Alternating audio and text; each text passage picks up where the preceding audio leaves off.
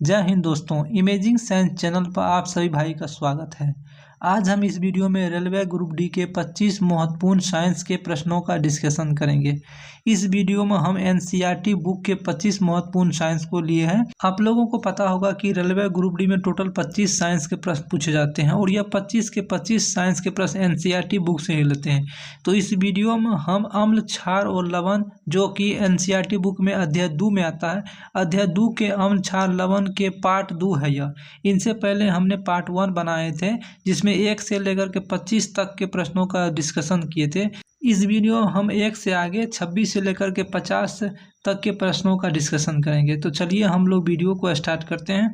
तो चलिए हम लोग 26 नंबर के प्रश्न को देखते हैं। 26 नंबर के प्रश्न क्या कर रहा है कि जिप्सम का उपयोग किसके निर्माण में किया जाता है, यानी कि इनमें से कौन सी पदार्थ होते हैं जिसको बनाने में जिप्सम का प्रयोग किया जाता है। बहुत ही इंपॉर्टेंट क्वेश्चन है, इसमें आप लोग इंपॉर्टेंट लगा लीजिए, ये प्रश्न एग्जाम में पूछेगा।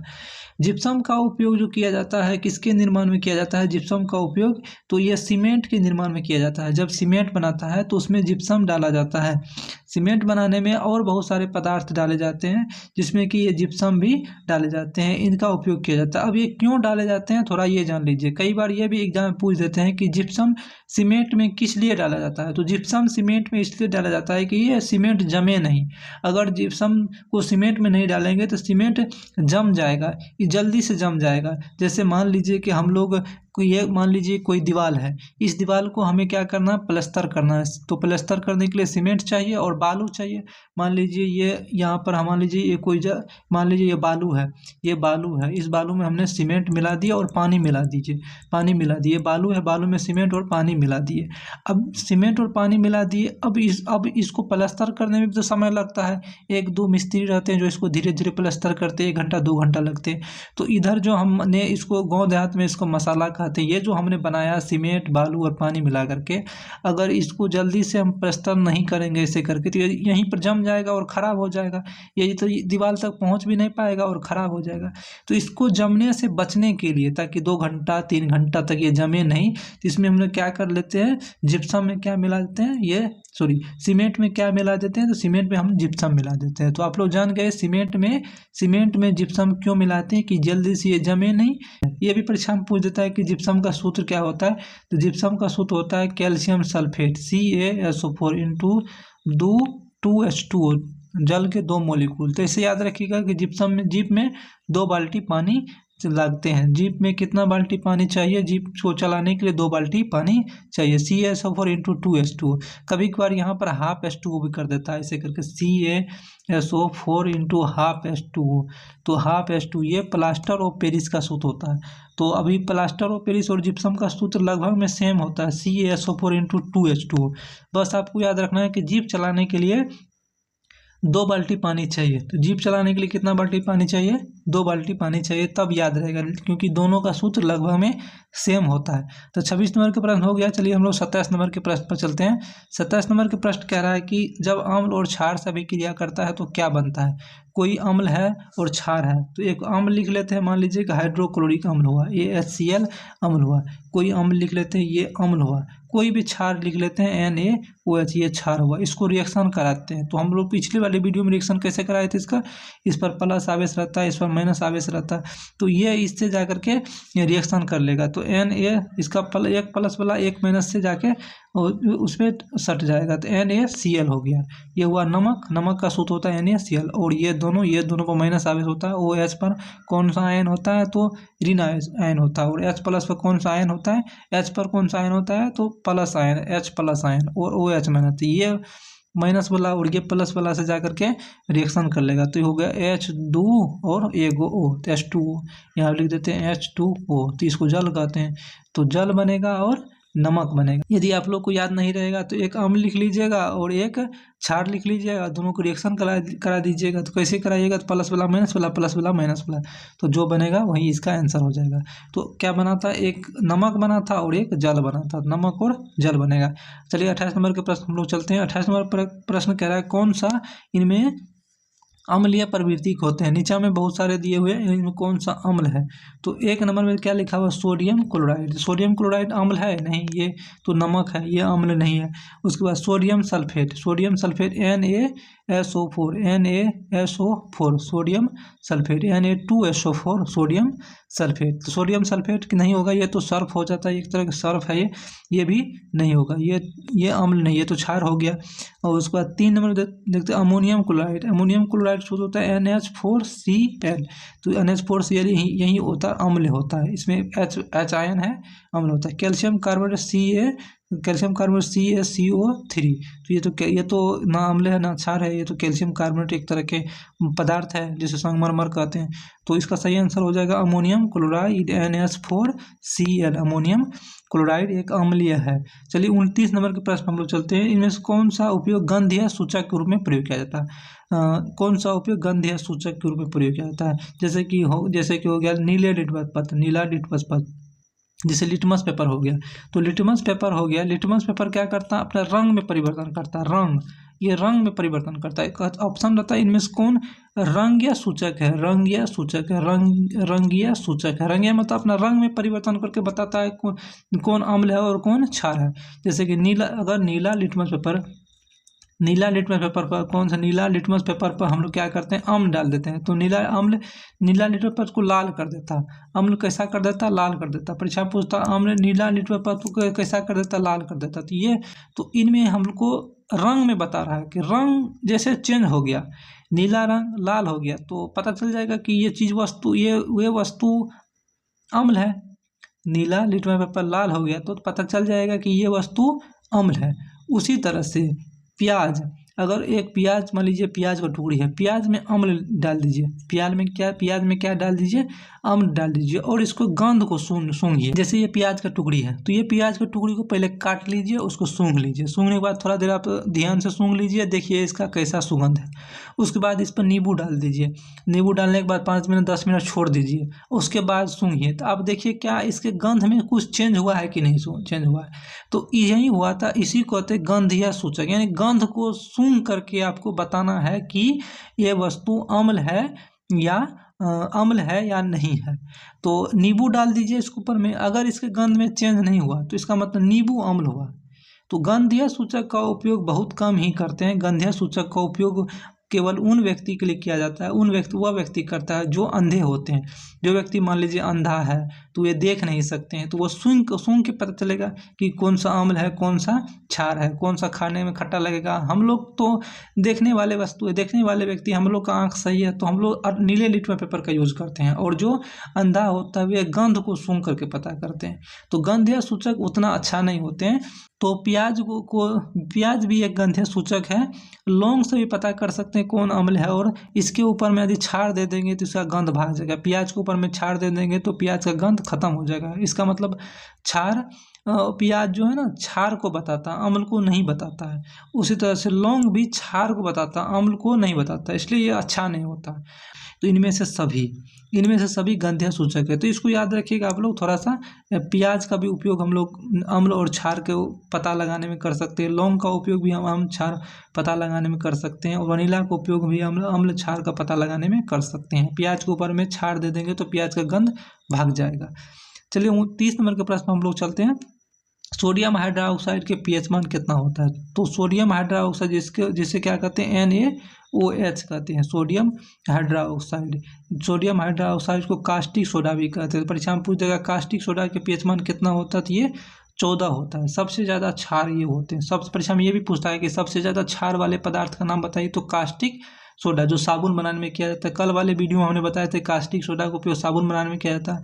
साबुन जो मुलायम होता है किसके कारण होता है? यही कास्टिक सोडा के कारण साबुन मुलायम होता है। और इनकी पीएच मान कितना होता है? तो इनके पीएच मान कितना होता है? 14 होता है इनके पीएच मान। तो चलिए हम लोग 32 नंबर का प्रश्न देख लेते हैं। 32 नंबर का प्रश्न कह रहा है कि कौन सा संकेतक क्षारीय विलयन में गुलाबी रंग देता है? यानी कि इनमें से कौन सा है जो क्षार को कैसा कलर कर देता है? ये गुलाबी विलयन में बदल देता है। क्षारीय विलयन में गुलाबी रंग देता है। तो पहले यहाँ से शुरू करते हैं, अम्ल से शुरू करते हैं। अम्ल क्या करता है? नीला नीला लिटमस पेपर को क्या कर देता है, ये लाल कर देता है। तो इसको भी याद रखिए, ये बहुत इंपॉर्टेंट क्वेश्चन है।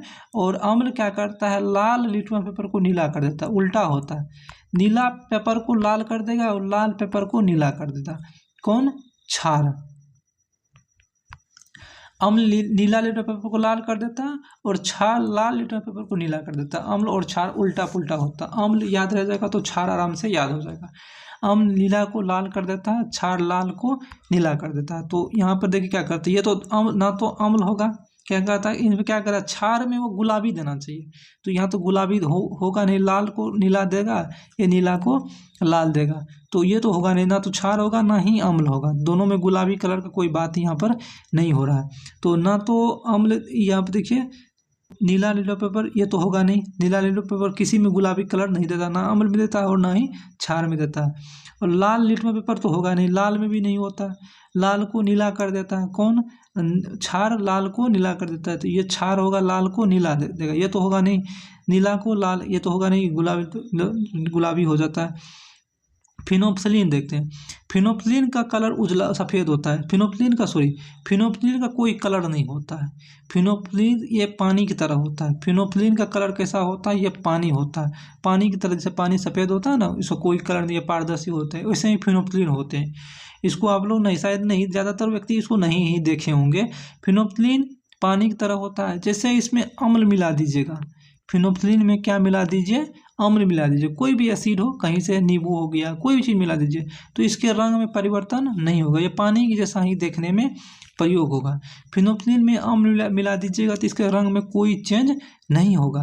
तो याद रखिएगा आप लोग, ये बहुत ही इंपॉर्टेंट क्वेश्चन है कि फिनोप्सिलीन अम्ल के साथ कैसा रंग देता है। तो ये अम्ल के साथ कोई भी कलर नहीं देता, ये अम्ल में किसी भी तरह का रंग नहीं देता। जैसा है अम्ल, जैसा फिनोप्सिलीन है, रंग भी वैसा ही रहेगा, जैसे इसमें आप एसिड गिरा दीजिएगा। लेकिन यदि आप फिनोप्सिलीन में एसिड ना गिरा करके क्षार गिरा दीजिए, फिनोप्सिलीन में एसिड ना गिरा करके क्षार गिरा दीजिए, तब जो इसका फिनोप्सिलीन का कलर हो जाएगा, फिनोप्सिलीन में एसिड ना गिरा करके क्या गिरा दीजिए, कोई क्षार गिरा दीजिए, तब जब इसका कलर हो जाएगा, ये कलर गुलाबी हो जाएगा, ये गुलाबी हो जाएगा। अभी ये जो मार्कर से हम लिख रहे हैं, ये मार्कर भी कैसा कलर है, गुलाबी रंग ही है। तो यही मार्कर कलर का हो जाएगा। फिनोप्सिलीन कैसा होता है, ये पानी जैसा होता है। फिनोप्सिलीन कैसा कलर होता है, ये पानी। ये याद रख लीजिए, आपको याद हो जाएगा आराम से। फिनोप्सिलीन का कोई रंग नहीं होता है, इसमें जैसे ही अम्ल गिरा दीजिएगा तो अम्ल में भी वो कोई कलर का नहीं देगा, जैसा का उसमें कोई चेंज नहीं होगा, नो चेंज होगा। लेकिन अगर फिनोप्सिलीन में क्षार गिरा देते हैं तो फिनोप्सिलीन एक तरह का पानी जैसा होता है, उसमें क्षार गिरा दीजिएगा तब इसका कलर गुलाबी हो जाएगा। गुलाबी जो अभी मार्कर से हम लिख रहे हैं, यही है गुलाबी कलर होगा। तो इसका सही आंसर क्या हो गया, फिनोप्सिलीन इसका सही आंसर हो गया। चलिए हम लोग 33 नंबर के प्रश्न में चलते हैं। अम्लीय वर्षा के पीएच मान कितना होता है। अम्लीय वर्षा के पीएच मान कितना होता है, ये 5 से कम हो जाएगा। यदि 5 से कम वर्षा होगा, यदि कोई भी वर्षा हो रहा है, मान लीजिए अभी वर्षा हो रहा है, वर्षा के पानी के पीएच मान 5 से कम है, 5.6 से कम है, तो उस वर्षा को हम अम्लीय वर्षा कहेंगे। यदि 5.6 से थोड़ा भी ज़्यादा है तो उसको हम अम्लीय वर्षा नहीं कहेंगे।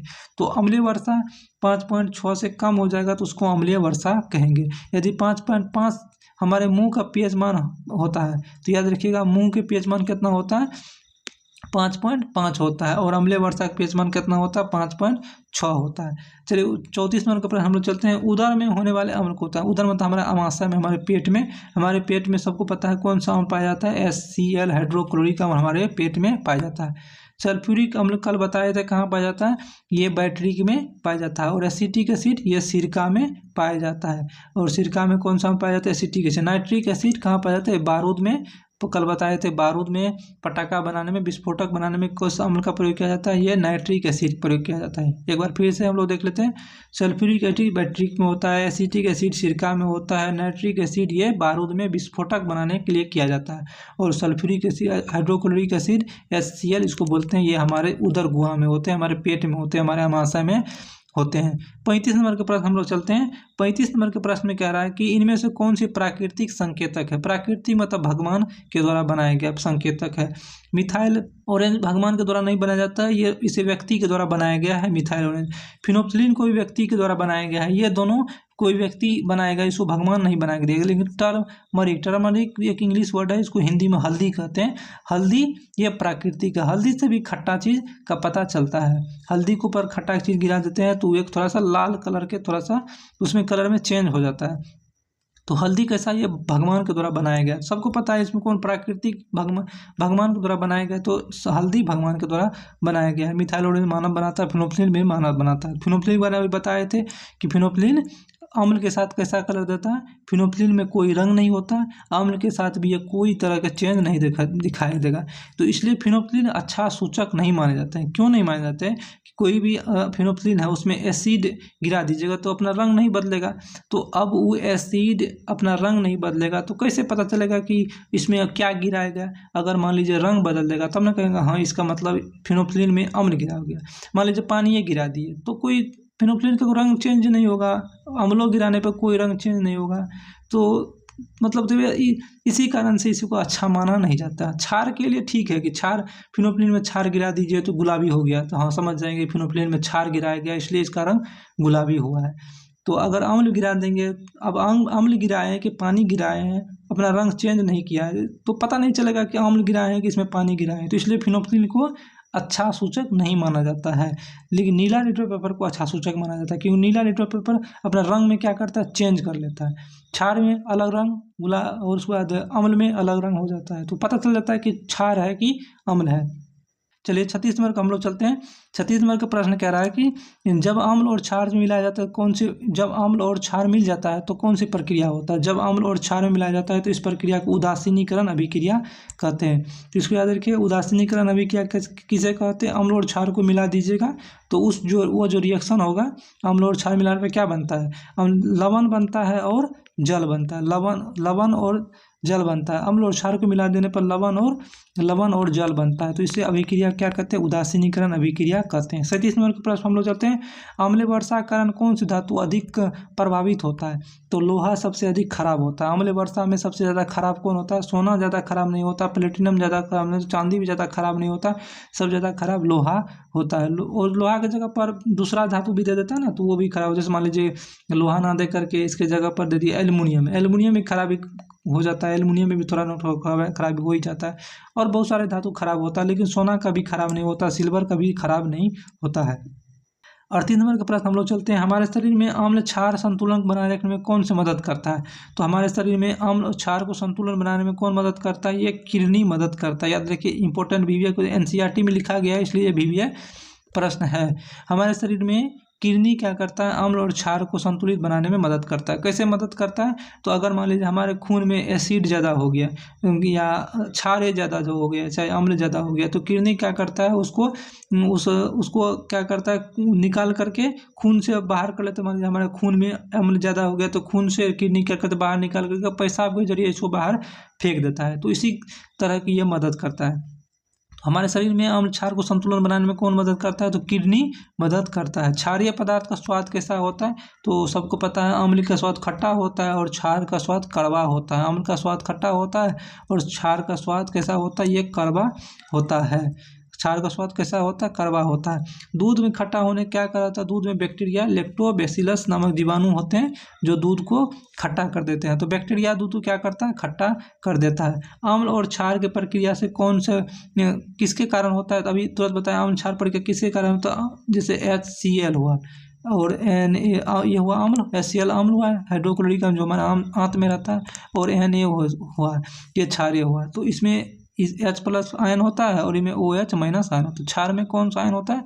OH- आयन होता है। और अम्ल में कौन सा आयन होता है? H+ आयन होता है। तो इसका आंसर हो गया H+ आयन होता है और OH- आयन होता है। चलिए 42 नंबर के प्रश्न हम लोग चलते हैं। 41 का हो गया। अम्ल पदार्थ किस प्रकार के संकेतक में लाल रंग देता है? तो अभी तुरंत बताएं, अम्ल किस में लाल देता है? तो अम्ल नीला लिटमस पेपर में कैसा कर देता है, ये अम्ल नीला लिटमस पेपर को लाल कर देता है। इसका सही आंसर कैसा होगा, नीला लिटमस पेपर। अम्ल नीला लिटमस पेपर को कैसा कर देता है, लाल कर देता है। तो इसको आप लोग याद रखिएगा। और क्षार लाल को नीला करता है, उल्टा करता है क्षार। जीवों में पीएच मान बनाए रखने में कौन पदार्थ कार्य करता है, बफर विलयन। बफर विलयन क्या करता है, बफर विलयन उस विलयन को कहते हैं जो किसी भी जीव में अम्ल क्षार से कोई मतलब उतना ज़्यादा प्रभाव नहीं पड़ता। जैसे मान लीजिए हमारे खून में अम्ल क्षार से उतना ज़्यादा प्रभाव नहीं पड़ता। हमारे खून में अगर थोड़ा किसी दिन मान लीजिए अचार खा लीजिए, किसी दिन नींबू 2-4 गिलास आप नींबू का जूस पी लीजिए, नींबू का जूस पी लिए, चाहे अनार का जूस पी लिए, सॉरी अनार तो खट्टा नहीं होता, नींबू का जूस, चाहे संतरा का जूस पी लिए, चाहे नींबू का शरबत बना के पी लिए, तो उससे हमारे शरीर पर कोई प्रभाव नहीं पड़ता है, क्योंकि हमारे शरीर के जो खून है ये बफर विलयन है। बफर विलयन का मतलब होता है खून में अम्ल क्षार से उतना इफेक्ट नहीं पड़ता है, हमारे खून को एसिड से उतना इफेक्ट नहीं पड़ता, उसी विलयन को कहते हैं बफर विलयन। वैसा विलयन जिसमें अम्ल क्षार से कोई प्रभाव नहीं पड़ता है, उस विलयन को कहते हैं बफर विलयन। जैसे खून हुआ हमारे शरीर में बफर विलयन। किसी भी जीव के शरीर में क्या होता है, बफर विलयन, तो उस जीव के शरीर में खून उसका बफर विलयन होता है। बफर विलयन मतलब उसमें उस जीव के शरीर में अम्ल का कोई प्रभाव नहीं पड़ता है, क्षार का भी कोई प्रभाव नहीं पड़ता है, ज़्यादा प्रभाव नहीं पड़ता, थोड़ा सा प्रभाव पड़ता है लेकिन उतना ज़्यादा प्रभाव नहीं पड़ता है। तो 44 नंबर पर हम लोग देखते हैं कास्टिक सोडा का सूत्र क्या होता है। कास्टिक सोडा का सूत्र क्या होता है, कई बार हमने बता दिए कि कास्टिक सोडा को सोडियम हाइड्रोक्साइड कहते हैं, NaOH, इसी को कहते हैं कास्टिक सोडा। इसके pH मान कितना होता है, इससे पहले हम लोग बताए थे, इससे pH मान कितना होता है, 14 इसका pH मान होता है। और सबसे ज़्यादा क्षारीय यही होता है, सबसे ज़्यादा क्षार कौन होता है, यही होता है। सबसे ज़्यादा प्रयोग किसका होता है, पिछले वाले वीडियो में बताए थे कि कास्टिक सोडा का प्रयोग सबसे ज़्यादा होता है साबुन बनाने में इसका प्रयोग ही होता है। तो कास्टिक सोडा का सूत्र क्या है, सोडियम हाइड्रोक्साइड NaOH, यहाँ पर लिखा हुआ सोडियम हाइड्रोक्साइड। ए नंबर सही आंसर हो जाएगा। 45 नंबर के प्रश्न हम लोग चलते हैं बिलियन लिटमस विलयन का रंग कैसा होता है। लिटमस विलयन का कैसा रंग होता है, ये बैगनी कलर के होते हैं। लिटमस जो होते हैं वे बैगनी रंग के होते हैं। ओरिजिनल जो मार्केट से हम लोग खरीद लाते हैं लिटमस, वे कैसा रंग होता है, वे बैगनी कलर के होते हैं। तो याद रखिएगा, लिटमस जो हम लोग मार्केट से खरीद के लाते हैं उसका रंग कैसा होता है, वे बैगनी कलर के होते हैं।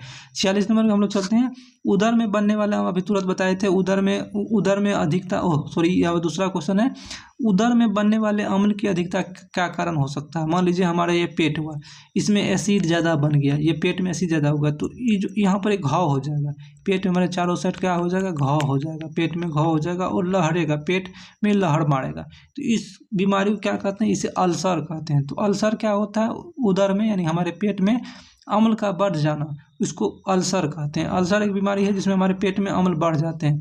तो 46 नंबर का हो गया। 47 नंबर हम लोग चलते हैं, कौन सा अम्ल चींटी के डंक में पाए जाते हैं। तो सबको पता है चींटी के डंक में कौन सा अम्ल पाया जाता है, चींटी हो गया, मधुमक्खी हो गया, इसमें कौन सा अम्ल पाया जाता है, इसमें फॉर्मिक एसिड पाए जाते हैं। तो चींटी के डंक में हो गया और मधुमक्खी में हो गया, इसमें कौन सा अम्ल पाया जाता है, इसमें फॉर्मिक एसिड होते हैं। 48 नंबर हम लोग चलते हैं, अमोनिया का जलीय विलयन क्या कहलाता है। तो अमोनियम हाइड्रोक्साइड, अमोनिया में जल मिला दीजिएगा तो उसके बाद बनेगा ammonium hydroxide, NH4, ammonium hydroxide, NH4OH, ammonium hydroxide. Ammonia का सूत्र क्या होता है, NH4, अमोनिया का सूत्र क्या होता है, NH3, ये अमोनिया का सूत्र होता है। इसमें जल मिला दीजिए, H2O मिला दीजिएगा तो NH4OH हो जाएगा। तो इसको क्या कहते हैं, ammonium hydroxide, NH4OH, ammonium hydroxide ammonia का जलीय विलयन कहलाता है। 49 नंबर के प्रश्न हम लोग चलते हैं, बेकिंग सोडा का उपयोग किस में किया जाता है। तो पिछले वाले वीडियो में हम लोग बताए थे बेकिंग सोडा क्या सूत्र होता है, सोडियम बाइकार्बोनेट, ये होता है बेकिंग सोडा। इसका उपयोग हम लोग करते हैं क्या, आटे को फुलाने में, आटा हो गया, पाव रोटी हो गया, तो इसको फुलाने में किसका प्रयोग किया जाता है, बेकिंग सोडा पूरी बनाने में किसका प्रयोग किया जाता है, बेकिंग सोडा का प्रयोग किया जाता है, या खाने वाला सोडा का प्रयोग किया जाता है। सोडियम बाइकार्बोनेट इसका सूत्र होता है।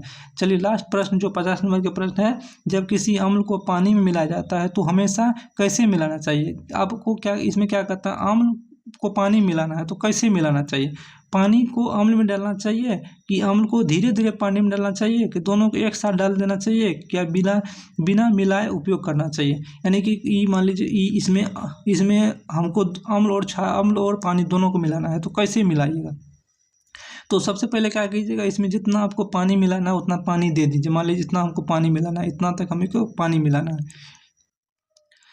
तो ये जितना आपको पानी मिला उतना पानी दे, इसमें पानी दे दीजिए। उसके बाद धीरे धीरे किसी बोतल, मान लीजिए इस बोतल में एसिड है, तो धीरे धीरे इस बोतल को 2-4 बूंद ऐसे ऐसे गिराना है। एकाएक अगर गिरा दीजिएगा इसमें, एकाएक सारा एसिड इसमें गिरा दीजिएगा तो हो सकता है ये बर्तन आग से जल ना जाए या बर्तन ब्लास्ट ना कर जाए, इसलिए इसको धीरे धीरे गिराना है। इसको याद रखिएगा, पानी में गिराना है अम्ल को, पानी में गिराना है अम्ल को। यदि आप अम्ल में पानी गिराते हैं, अम्ल में पानी गिरा देते हैं, अम्ल में गिरा दिए क्या, पानी, तो अम्ल ज़्यादा होगा। अम्ल मान लीजिए इस बर्तन में यहाँ तक अम्ल है, इसमें पानी गिराइएगा, अम्ल ज़्यादा रहेगा और पानी कम रहेगा, तो ये जो है ना अचानक इसमें खूब ज़्यादा ब्लास्ट होगा और ये उछल भी सकता है। उछल करके आपके मुँह पर, आपके हाथ पर भी पड़ सकता है, आपको नुकसान हो सकता है। तो क्या करना है, पानी ज़्यादा रहेगा और अम्ल धीरे धीरे, इसमें 1 बूंद गिरा दिए तो पूरा मिल जाएगा, क्योंकि पानी ज़्यादा है, पूरा आराम से मिल जाएगा, ज़्यादा नुकसान नहीं होगा। फिर दूसरा बूंद गिरा दिए, तीसरा बूंद, ऐसे अस्थिर थोड़ा गिराए, फिर थोड़ा गिराए। तो कैसे गिराना है, अम्ल को धीरे धीरे पानी में डालना है। तो इसका सही आंसर हो जाएगा बी, अम्ल को धीरे धीरे पानी में डालना है। तो दोस्तों इस वीडियो में इतना ही। आप लोगों को वीडियो अच्छा लगा हो तो लाइक और शेयर और सब्सक्राइब जरूर कर ले। धन्यवाद।